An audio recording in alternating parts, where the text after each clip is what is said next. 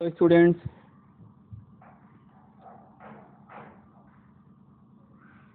Dear students, हम लोग study कर रहे थे सेकंड चैप्टर एटॉमिक स्ट्रक्चर।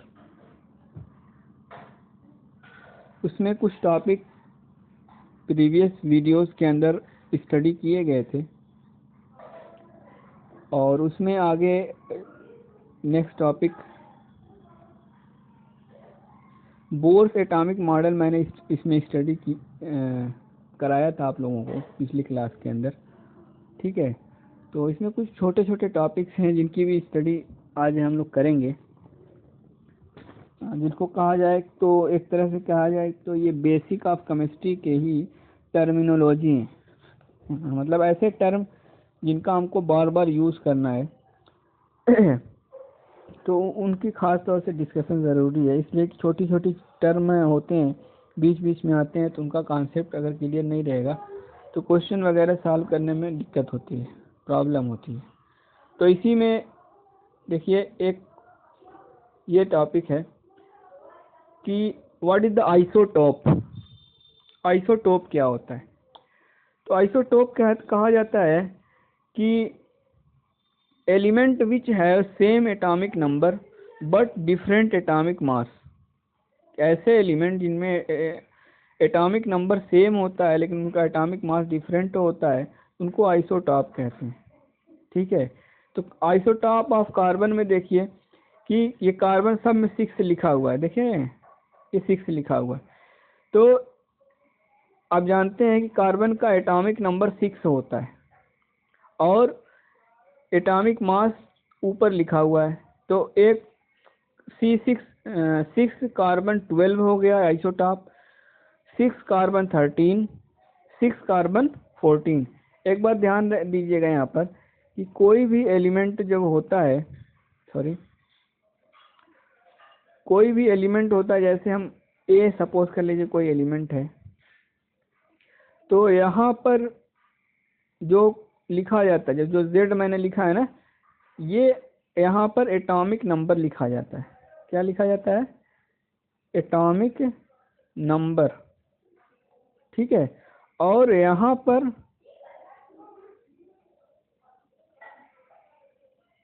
पर एटॉमिक मास लिखा जाता है। ठीक है, तो यहाँ पर आपका एटॉमिक मास लिखा जाता है।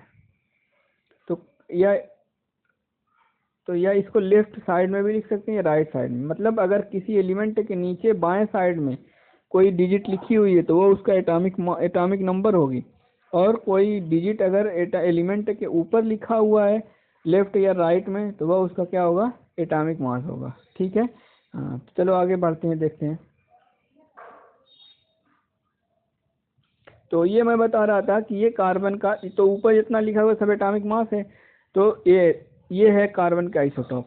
तो कार्बन आइसोटॉप में सबसे कॉमन जो होता है वो ये है C6 कार्बन 6 12 जो होता है, 90% कार्बन यही होता है जिसमें उसका एटॉमिक मास 12 होता है।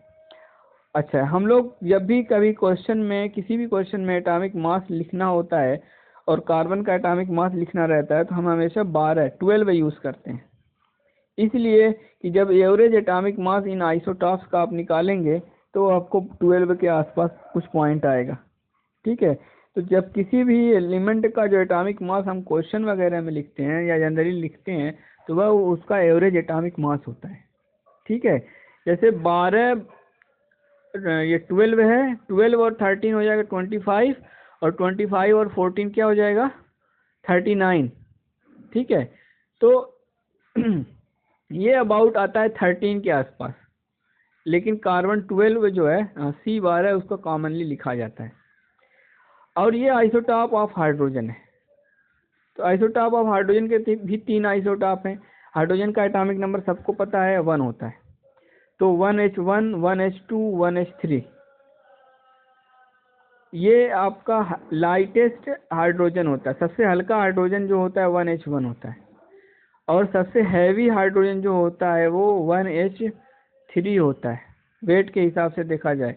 तो ड्यूटेरियम D2O भारी जल जो न्यूक्लियर एनर्जी के अंदर कूलेंट का काम करता है, बनाया जाता है, वो इसी से बनाया जाता है, ड्यूटीरियम से। तो 1H1 को प्रोटियम कहा जाता है, 1H2 को ड्यूटीरियम और 1H3 को ट्राइटियम कहा जाता है। ठीक है। और ये आइसोटॉप ऑफ ऑक्सीजन है। ऑक्सीजन के भी 3 आइसोटॉप होते हैं। ऑक्सीजन का एटॉमिक नंबर 8 होता है और 8O16, 8O17, 8O18। ठीक है। तो ये सबसे कॉमन है और आप जानते हैं हाइड्रोजन में सबसे कॉमन 1H1 है। ठीक है। तो आइसोटॉप का मतलब समझ में आया कि जिनका एटॉमिक नंबर सेम हो लेकिन एटॉमिक मास अलग अलग हो तो उसको आइसोटॉप कहा जाता है। ठीक। अब इसके बाद नेक्स्ट टॉपिक देखिए। नेक्स्ट टॉपिक है आइसोबार। सॉरी, थोड़ा सा मिस्टेक हो, यहाँ पर क्या है आइसोबार, ये स्क्रीन थोड़ा सा ऐसे उल्टा हो गया, आइसोबार हो गया। आइसोबार क्या होता है? Element which have same atomic mass but different atomic number. कि कोई भी एलिमेंट जिसका एटॉमिक मास सेम हो लेकिन एटॉमिक नंबर अलग अलग हो तो उसको कहा जाता है आइसोबार। मतलब ये आइसोटोप का बिल्कुल उल्टा होता है। देखो ये एग्जांपल, कार्बन का एक आइसोटोप मैंने लिया है C कार्बन 14 लिया है। नाइट्रोजन का भी एटॉमिक मास 7 होता है और एटॉमिक मास जो एटॉमिक नंबर 7 होता है, एटॉमिक मास 14 होता है। तो ये दोनों आपस में क्या हो गए? आइसोटॉप कहे जाएंगे। इसी तरह से कॉमनली ये मेंडलीफ की पीरियोडिक टेबल में लिखा हुआ है पहले कि आर्गन का एटॉमिक मास 40 होता है, पोटेशियम का भी 40 होता है, कैल्शियम का भी 40 होता है, लेकिन इनके एटॉमिक नंबर आप जानते हैं कि डिफरेंट हैं, 18, 19 और 20। इसलिए इसको भी हम क्या कहते हैं? ये आइसोबार्स है, संभारिक कहा जाता है हिंदी में। अब उसके बाद आइसो इलेक्ट्रॉनिक, नाम से ही पता लग रहा है आइसो मतलब क्या होता है। कभी भी आइसो लगा रहे तो आइसो का मतलब होता है सेम। क्या मतलब होता है? सेम। और उसके साथ जो वर्ड लिखा रहेगा वो सेम। तो आइसो मतलब सेम, इलेक्ट्रॉनिक इलेक्ट्रॉन से बना है, मतलब क्या हो गया? आइसो इलेक्ट्रॉनिक जिसमें इलेक्ट्रॉन सेम हो। तो बहुत से एलिमेंट, एटम या आयन आप कहें तो वो आपस में आइसो इलेक्ट्रॉनिक होते हैं, लेकिन कंडीशनल है ये कि वो आयन्स होते हैं। आप जानते हैं कि किसी भी एलिमेंट के ऊपर अगर प्लस रहता है तो इलेक्ट्रॉन का वो क्या करता है? लॉस करता है। किसी भी एलिमेंट के ऊपर माइनस रहता है तो इलेक्ट्रॉन का क्या करता है? वो गेन करता है। ठीक है, पहले भी पढ़ चुके हैं। तो इस हिसाब से, इस बेसिस पर हम क्या करते हैं? आइसो इलेक्ट्रॉनिक सेलेक्ट करते हैं। दोज एलिमेंट, एटम और ion have same atomic number, same number of electron is called iso electronic. यहाँ पर मैंने एक लिस्ट बनाई है, देख रहे हो? यहाँ पर लिस्ट है मैग्नीशियम। अब मैग्नीशियम के ऊपर आप जानते हैं +2 होता है, Mg के ऊपर +2 होता है। क्यों होता है? आप जानते हैं कि इसका एटॉमिक इलेक्ट्रॉनिक कॉन्फ़िगरेशन करेंगे तो 282 आएगा, और मैंने कहा है कि वैलेंस शेल में जो इलेक्ट्रॉन आता है उसी से प्लस माइनस होता है। तो यहाँ पर 2 आया है, तो 2 अगर इलेक्ट्रॉन आता है तो हमेशा इलेक्ट्रॉन को लॉस करता है। तो ये 2 इलेक्ट्रॉन लॉस कर दिया, तो ये जब 2 निकल गया इसमें से, देखिए तो क्या बचा? इसके ऊपर 2 प्लस मैंने लिख दिया और इसका मतलब हो गया 2 8। तो 8 और 2 कितना हो गया? 10 इलेक्ट्रॉन। ठीक। वैसे भी आसान तरीका दूसरा आप जानते ही हैं कि मैग्नीशियम का एटॉमिक नंबर होता है 12। तो जितना प्लस होता है उसमें से उतना माइनस कर दिया जाता है। 12 माइनस 2, 2 प्लस है ना, 2 माइनस कर देंगे, इज इक्वल टू कितना हो जाएगा? 10। ठीक है। तो चाहे आप इस तरह से करें या इस तरह से करें, ये आसान तरीका है ये वाला डिजिट वाला, तो इसको आप कर सकते हैं। तो मैग्नीशियम में कितने इलेक्ट्रॉन आया? 10 इलेक्ट्रॉन आया। ठीक। अब इसके बाद कौन है? देखिए उसमें सोडियम है। सोडियम का कैसे करेंगे? सोडियम का देखिए कैसे करेंगे हम लोग। Na और Na के ऊपर Na का electronic atomic number 11, atomic number इसका जो 281। ठीक।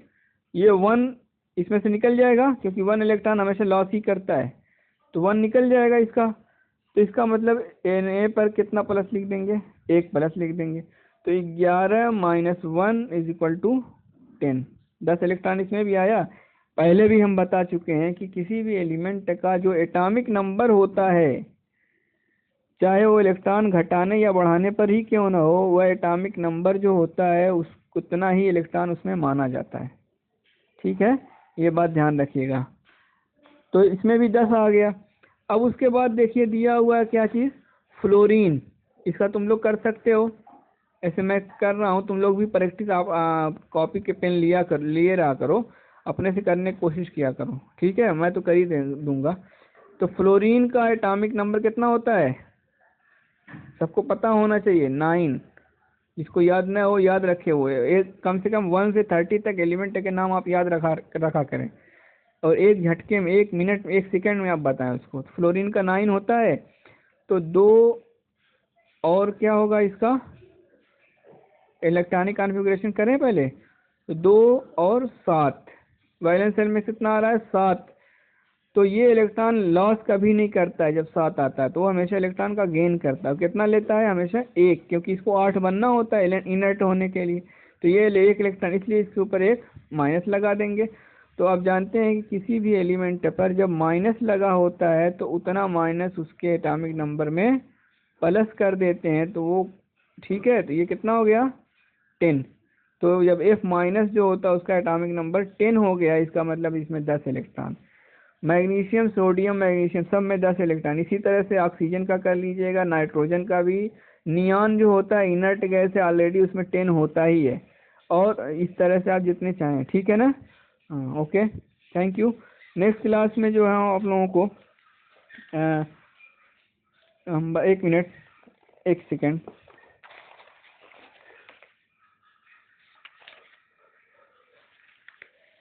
इसमें जो एटॉमिक मॉडल्स हैं या डिस्कवरी ऑफ इलेक्ट्रॉन प्रोटॉन है, ये सारे टॉपिक डिलीटेड हैं। ठीक है, तो इसमें और क्वांटम सॉरी तो पढ़ना है आपको, इलेक्ट्रोमैग्नेटिक रेडिएशन और ये सारी चीज़ें इसमें आपको नहीं पढ़ना है, आप लोग देख लीजिएगा डिलीटेड टॉपिक का।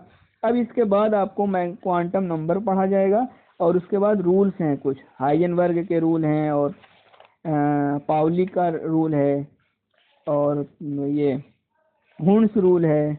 ठीक है, अबाउ प्रिंसिपल है, और स्टेबिलिटी है। तो ये टॉपिक है, कोशिश करेंगे कि कल ज़्यादा से ज़्यादा, कल परसों में इस चैप्टर को ख़त्म कर लें। Okay, thank you.